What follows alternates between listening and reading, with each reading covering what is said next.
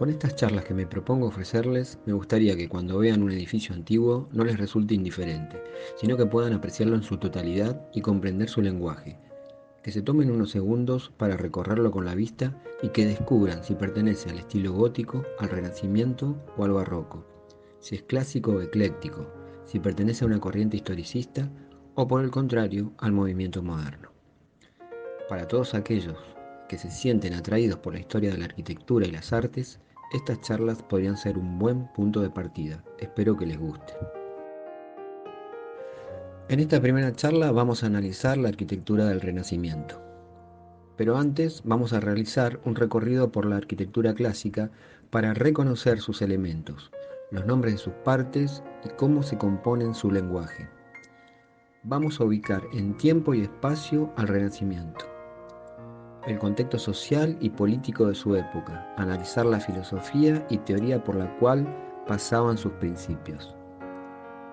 En una segunda charla vamos a conocer a los arquitectos protagonistas y analizar sus obras, las ciudades donde se encuentran y, en el caso de las más relevantes, su historia y desarrollo.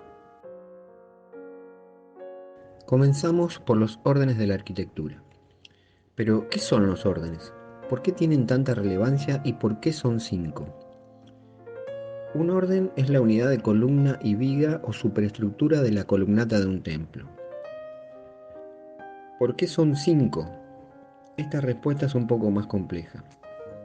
El primero que las nombró fue Vitruvio, arquitecto del Imperio Romano, que escribió un tratado llamado De Arquitectura, dividido en 10 libros, y fue de vital importancia para los hombres del Renacimiento, los cuales buscaban en la cultura clásica los fundamentos de la nueva arquitectura renacentista.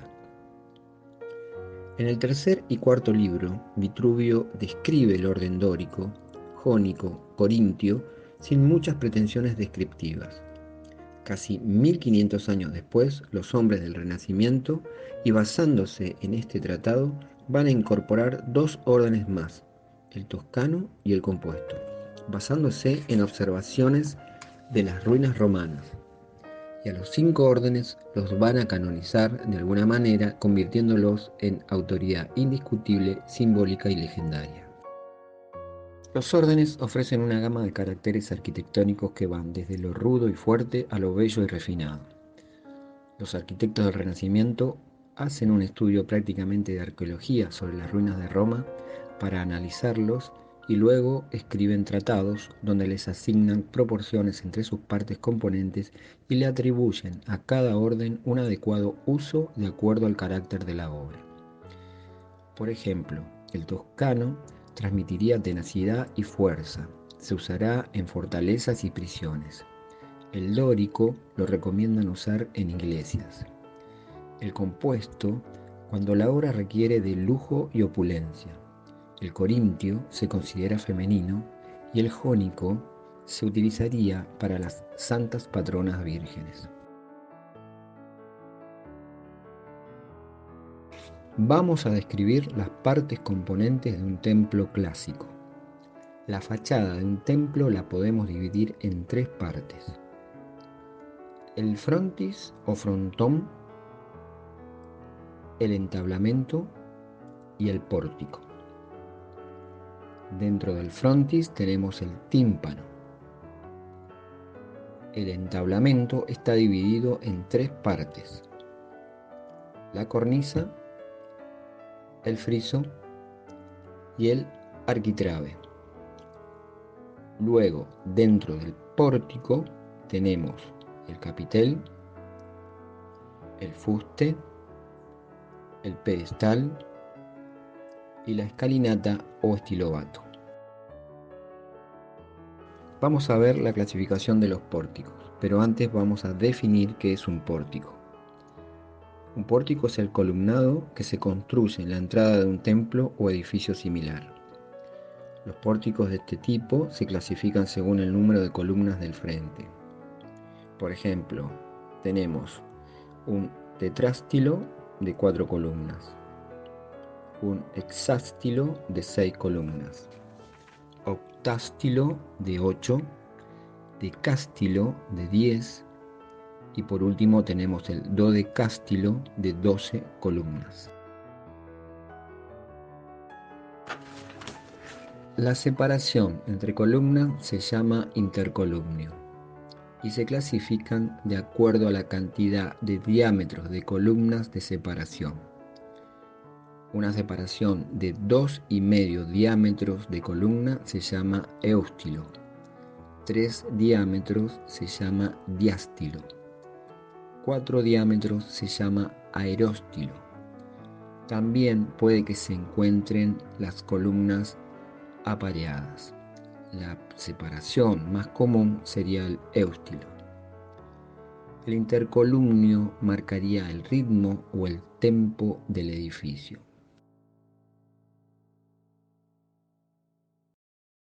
Vemos la incorporación del arco de medio punto a los órdenes.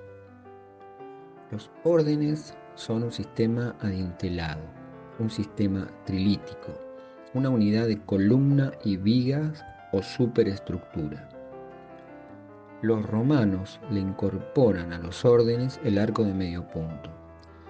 Por ejemplo, el Coliseo romano, arcos de triunfo de Tito y Constantino. Utilizan los órdenes para dar carácter y espíritu a los edificios y el arco de medio punto como elemento estructural, en una sabia combinación. Apreciamos en este gráfico el arco de medio punto y algunos de sus elementos. Acá tenemos la clave y la línea de imposta.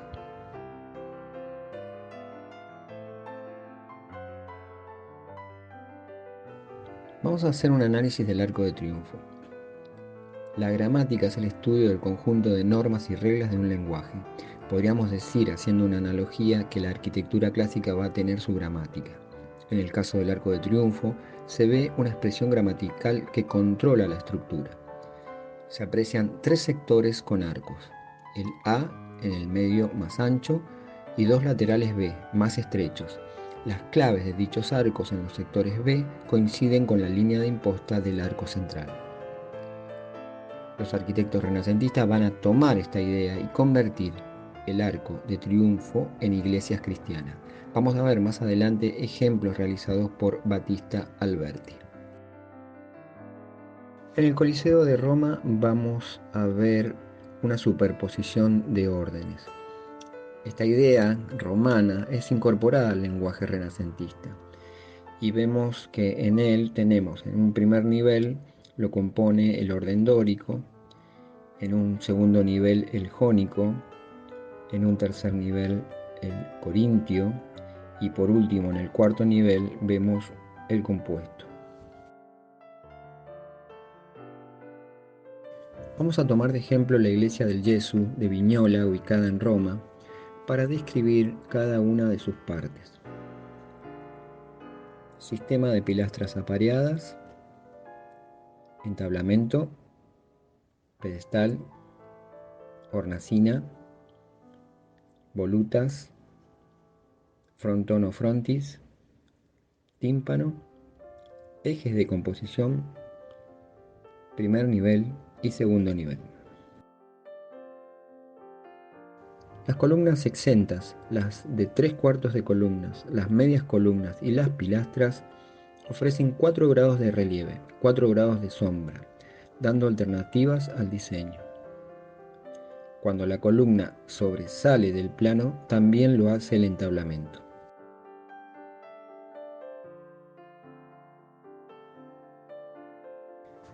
Acá podemos apreciar algunos elementos que componen los templos religiosos cristianos y cómo se denominan. El crucero, las pechinas, el tambor, la cúpula y la linterna. En planta vemos lo que sería el ingreso, las capillas laterales, la nave principal o central, el transepto, el crucero y el altar mayor. El Renacimiento es un periodo de la historia que va desde 1420 hasta 1520. Arranca en Florencia con el comienzo del capitalismo y el mecenazgo de los Medici. Luego del 1500 al 1520 continúa en Roma con los papas. El hombre es el centro de donde parte todo sistema de pensamiento, creencia y estética. En este periodo los artistas van a emprender una búsqueda en el mundo antiguo para encontrar un método constructivo que sea universal y necesario. Este sistema resultará cerrado. El manierismo se da a partir de 1520 hasta 1600. El hombre entra en crisis y se da una apertura del sistema. El barroco se da entre 1600 y 1750. El hombre se va a sentir contenido por la corona y por la iglesia. Se va a expandir por toda Europa y desde España y Portugal a América.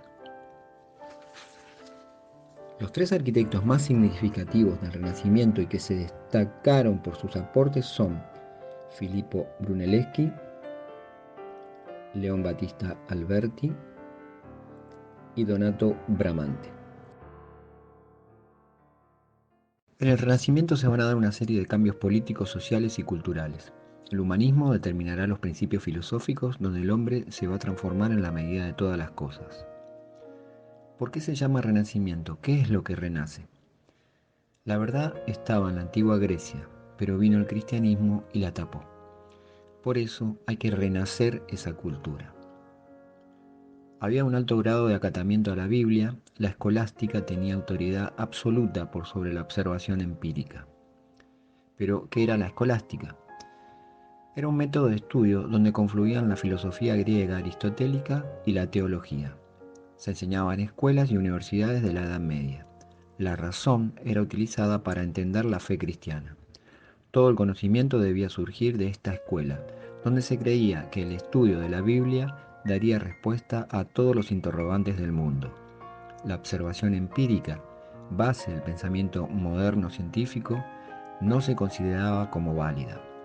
Para determinar que la Tierra era el centro del universo y el Sol giraba alrededor de ésta y no al revés, se hacía referencia a un pasaje del Antiguo Testamento donde Dios, para prolongar la luz del día, detiene el giro del Sol para que una batalla entre los israelitas y los amorreos pueda terminar.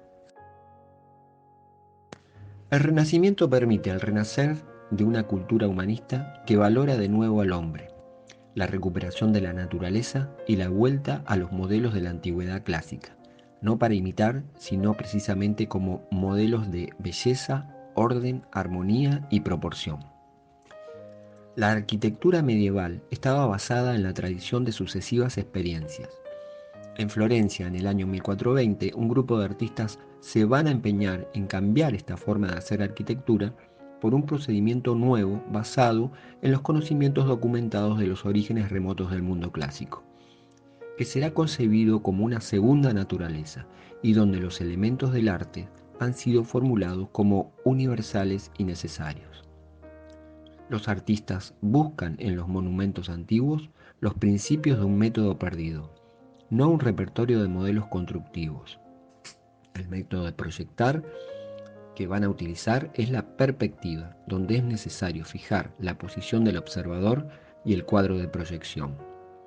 En base a estos conceptos teóricos se dará una unidad entre las artes de pintura, escultura y arquitectura.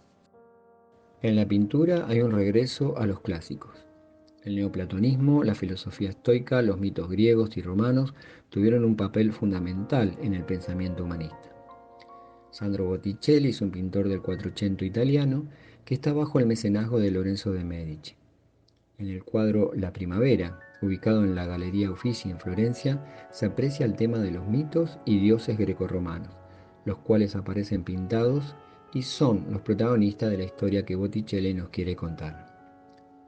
En el centro de la escena aparece Afrodita o Venus, la diosa de la belleza. Los romanos cambian los nombres de los dioses griegos. Eros o Cupido, el dios del amor, apuntando con su flecha y ojos vendados a una ninfa. A la derecha aparece Céfiro, el dios del viento. Flora, la diosa de las flores. Las tres gracias, hermosas ninfas hijas de Zeus.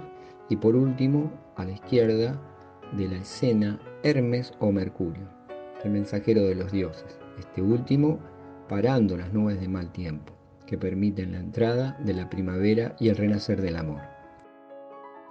En el Renacimiento se pasa de un concepto teocéntrico a una concepción antropocéntrica. El hombre es la medida de todas las cosas. Es el hombre quien pasa a ser el centro desde el cual parte todo sistema de pensamientos, creencias y estética. Esta idea es representada por Leonardo da Vinci en su dibujo El hombre de Vitruvio, donde hace una interpretación de las proporciones del cuerpo humano, basado en un tratado escrito por el propio Vitruvio, arquitecto del Imperio Romano del siglo I. Allí se puede ver cómo el hombre, con los brazos extendidos, está inscripto en un círculo y un cuadrado, y su ombligo es el centro. El hombre es mundo menor, que se asemejaría a la Tierra y refleja la organización del universo. El libro de Vitruvio de arquitectura es una fuente de inspiración para los arquitectos del Renacimiento. Allí expone su triada para las edificaciones: belleza, firmeza y funcional, venustas, firmitas y utilitas. Teoría geocéntrica. Se afirmaba que la Tierra era el centro del universo y que los planetas, el Sol y las estrellas giraban alrededor circunscriptos en esferas transparentes. Se creía que este sector del universo estaba regido por una estructura matemática y armónica esencial. Esta geometría divina que gobernaba el cosmos va a tener influencia en el arte renacentista, que se va a apoyar en formas geométricas perfectas como el círculo y el cuadrado para proyectar y materializar sus obras. Círculo y cuadrado es igual a figuras perfectas, y de ahí a sus derivaciones geométricas. La pintura permite la entrada a la arquitectura. La Escuela de Atenas, cuadro de Rafael pintado en 1509, ubicado en el Vaticano, representa el valor del pensamiento científico y la verdad natural. Este cuadro está construido a partir de la perspectiva lineal o punto de fuga. Enmarca un espacio arquitectónico con sensación de profundidad. La obra de Bramante es la inspiración. Los espacios abiertos enfatizan a los protagonistas y dan claridad a la escena. Vemos la presencia de grandes pensadores y científicos del mundo clásico, e incluso del mismo del Renacimiento. Platón y Aristóteles son los protagonistas de este cuadro. Platón señalando con el dedo el cielo, que simboliza el mundo de las ideas, y Aristóteles señalando hacia abajo el mundo de las realidades concretas. La figura de Leonardo da Vinci es utilizada por Rafael para representar a Platón, y la de Miguel Ángel es utilizada para representar a Heráclito. Los hombres del Renacimiento van a promover el rescate y revisión de los saberes heredados de los griegos y romanos, de quienes se consideran líderes en el pensamiento racional, las ciencias y las artes. Las ideas pitagóricas van a influenciar a los hombres del Renacimiento con sus teorías y demostraciones matemáticas certeras. Los pitagóricos tenían la sensación de que había un mundo puro e incontaminado que era accesible al intelecto humano. Creían haber descubierto en sus matemáticas el reino de los dioses, del cual nuestro mundo familiar es solo un reflejo imperfecto. Los pitagóricos van a influenciar intensamente en Platón, y Platón va a influir con su base teórica al cristianismo y a los hombres del Renacimiento con su concepción dualista del mundo y del ser humano, en el que el cuerpo y la tierra se consideran malos y el alma y el cielo se tienen por buenos. En La Última Cena, cuadro pintado por Leonardo da Vinci en 1496, que se encuentra en Milán, podemos apreciar que está desarrollado con la técnica de la perspectiva lineal, donde se ven líneas ortogonales, las líneas de horizonte y el punto de fuga en el foco de la escena. La pintura permite la entrada a la arquitectura.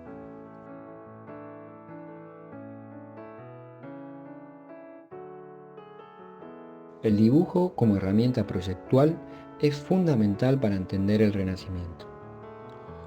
Este no es un dibujo de una iglesia construida, sino que es un dibujo de Brunelleschi de un proyecto de una futura iglesia. El hombre se siente el centro del universo, necesita el círculo, espacio donde todos los puntos son equidistantes con el centro. para sentir y controlar el espacio. La cúpula es la forma espacial de traducir esta idea. Es un arco que gira sobre una directriz. El Renacimiento necesita espacios centralizados y van a haber dos tipologías de planta, la planta central y la planta centralizada alargada. Como ejemplos vemos dos de las cúpulas más representativas del Renacimiento, la cúpula de San Pedro de Miguel Ángel y la de Brunelleschi en Florencia.